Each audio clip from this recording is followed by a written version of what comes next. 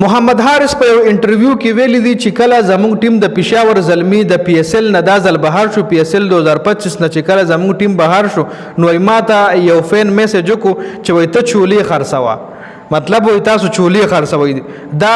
محمد حارث په یو انټرویو کې ویلي دي چولې خرڅوه خو ډېره معمولی خبره ده د پاکستان کرکټ فینس چې کوم دي هغه ډېر څه په خوله باندې وایي ډېرې کنځلې کوي کلاډیانو لا دا خلاصه کې پښتانه سپیشلی ای په خو باقاعده میمز جوړي او نن سبا چې د میمز کم لیول دی نو یقینا کله کله موږ له مخې له راشي موږ وایو نه به خاندو خو داسې میم دی پښتنو جوړ کړي چې خندا راشي نو محمد حارث ویلي دي په دغه کې یو انټرویو کې چې I received a message from a fan when we got out of PSL چې کله موږ د PSL نه بهر شو ما د یو کرکټ فین نه مال یو میسج راغو چې کې لیکلو چې یار آپ چن نے بیچا کرے آپ کا کام نہیں ہے کرکټ کھیلنا چې تاسو چولې خرڅوئ کرکټ کول لستاسو کار نه دی نو دا محمد حارث باقاعده په لایو انټرویو کې ویلي دي او داسې ډېر کلاډیانو ته کنځلې هم کیږي کاغه د پاکستان کلاډیان دي او کاغه د افغانستان کلاډیان دي او کاغه د انډیا کلاډیان دي او کاغه د بنگلاديش کلاډیان دي ایون کاغه د استرالیا او د انګلند کلاډیان دي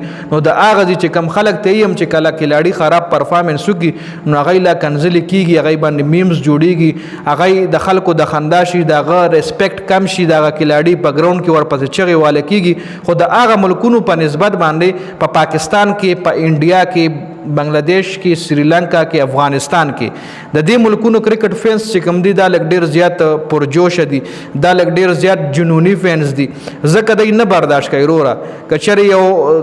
کلاډي وي او دغه په وجه باندې ټیم میچ بایلی نو هغه کلاډي د دومره بیزت کی په سوشل میډیا باندې هغه پرسنلی میسج کیږي وروره پرسنلی هغه راغی ان بکس ډک وي کنځلې هغه کیږي او مطلب د دایره نه بهر کنځل هغه کیږي دایره کې دننه کنځل هغه کیږي نو محمد حارث خدا خبره کړې ده خو محمد حارث لدا هم پته ده چې د پاکستان کرکټ فینس چې کوم دي دای سړی هیرو کوي هم ډیر زر او زیرو کوي هم ډیر زر اسمان ته هم ډیر زر خېږي او بیا چې کله اسمان نه راغورځي نو په سر کندو یې راغورځي نو دا صرف د پاکستان فینس نه دا په هر ځای کې نن سبا عمده چل ضروره او بلکې کرکټ فینس خو سکه یو عامه د عامه ژوندۍ خبره کده لزوکم د یو عام انسان خبره د لزوکم که یو عام انسان وي هغه سل خو بیان وي نو هغه سل خو بیان داس څوک نه اپریشیټ کوي خو چرته یو غلطي او یو خامی او کا نو هغه خامی دغه غلطي بیا ټوله هایلایټډ وي او خلک هر ځای کې دغه خامی دغه غلطي یادای جی